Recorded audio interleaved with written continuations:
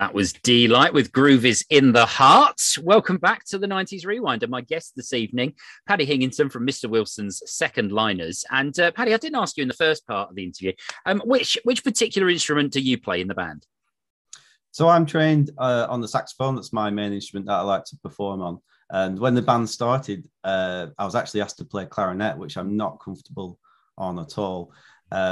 So I moved on to soprano saxophone, which is kind of similar in the way that it looks to a clarinet. But for me, it was a lot easier to play. But also, I feel that it's much louder. It's got a much stronger sound and really cuts through the band much better. So, yeah, most of the time I'm playing soprano saxophone. And occasionally I'll be playing the tenor saxophone, which is the bigger version of the B-flat instrument. And you mentioned there's predominantly brass in there, but obviously some woodwind now as well. But I mean, you've said the band itself goes between a 6-piece and sometimes it can be an 8-piece or a 12-piece. There's quite a range of musicians that you work with, isn't there? Yeah, for a standard gig, it would be 6. We feel that we can cover all of the parts of the music with 6 people in the band, and I think we can sometimes equal a similar brass band who might have 12 or even 15 players. We feel we can make as much noise as them with just 6. But sometimes for special occasions, it's great to have a couple more. If we're doing a Manchester Day Parade and we're walking around for a couple of hours playing, it's great to kind of spread it out, spread the load, and have a couple of extra players on there, add a few extra harmonies. And we do come together almost like a homecoming gig, really, I suppose, is Matt and Fred's in the Northern Quarter, Manchester, which we love playing at. We play it there numerous times throughout the year. And for us, it's anyone who's available. We have a team of about 12, 13, 14 performers. Can come along and just join in on the stage. So we've had 12 people on that stage, which is great. Sometimes 3 drummers, which is brilliant. We've had 4 trombones once. So yeah, it's great to kind of mix it up. And again, it makes each gig a little bit different. Sometimes I'll be covering a banjo part if there's no banjo there, or I'll be covering a trumpet part if there's no trumpet. So it does keep you on your toes as well.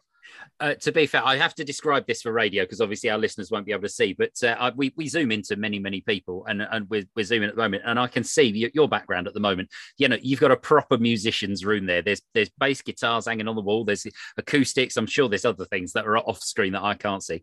Have you surrounded yourself with music? Is that the way that you've gone about things? Yeah, I mean, very quickly, this room has been amazing for me. It was actually a garage. I'm in the garage at the moment, and this was converted to my music room just before lockdown. Literally finished a month before everything was shut down, and it's been perfect for me to do all my online teaching, to teaching full classes, one-to-one tuition, as well as doing online videos and performing live streams on Facebook.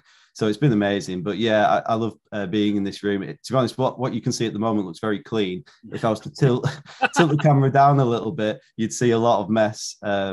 At the moment. Yeah, I don't want to do a 180 with my screen. You'll see my writing there. And the thing is, have you got any upcoming gigs that we think? I mean, particularly up here in the Northwest, is there anything where we might catch you, or should we just wait around on a high street somewhere and suddenly you're going to pop out of the shoe shop or something? Yeah, well, I mean, we could be anywhere in the UK, so maybe don't do that. The best thing to do is to follow the band on Instagram and Facebook. We're constantly putting up dates that we're playing at. Yeah, there are quite a few public gigs, but most of what we're doing are private functions and so on. Some are ticketed events. One to shout out at the moment is on the 1st of April at the Old Courts in Wigan, which we've done before. It's a great venue, and it'll be a really good gig. That's a ticketed event. The best thing to do is go online or on Facebook to find information to get tickets for that. And I think for that gig, we are having Melanie Williams, who occasionally does performances with us. She's an amazing singer who performs with the Hacienda Classical, which is amazing. As in Sub featuring Melanie Williams. Which is one of my favourite tracks of all time. That's amazing. Exactly, yeah. So she's great, and we do one of her songs, which always goes down well. But she performs with us on various different songs and covers a lot of the vocal parts.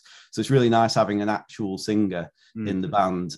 We do a lot of singing between us, a lot of raps between us, but to have someone like Mel, who's got an incredible voice, is amazing. So I'm hoping that she'll be with us on that performance. So hopefully you can get some tickets for that. That would be excellent. It's been an absolute pleasure talking to you tonight, Paddy. And I've got to say, I'm a big fan of the band. I managed to catch you at the top of a hill somewhere once, at the top of Holcombe Hill. Would you believe it? Peel Tower. It was Peel Tower. I don't know how on earth you managed to all get. How did you manage to get to the top of that hill? Yeah, we've played at some strange places. I think luckily we did get on the back of a little truck that took us up the hill. So luckily we didn't have to climb all the way to the top of the hill. But yeah, I mean, yeah, that was quite strange. We've done some weird and wonderful places, but it was lovely being up there. I remember that gig. We had some great sausage rolls actually. So that was the highlight of that.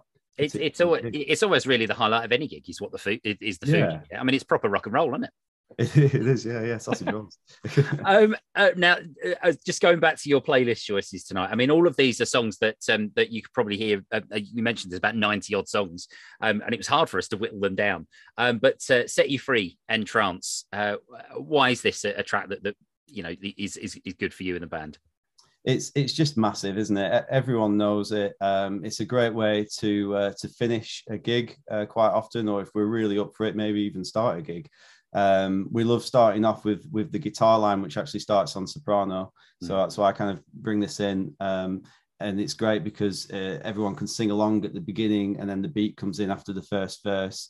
And the drums on that is obviously electronically created, and Howard, our drummer, is just an absolute machine.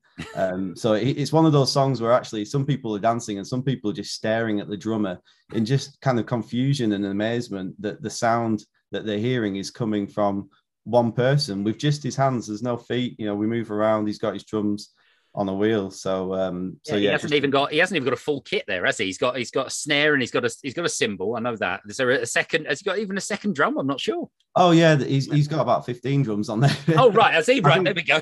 He's expanded since I saw you all. I mean, it's constantly growing. If we look at his kit 5-6 years ago, it grows, it develops. New drums are added.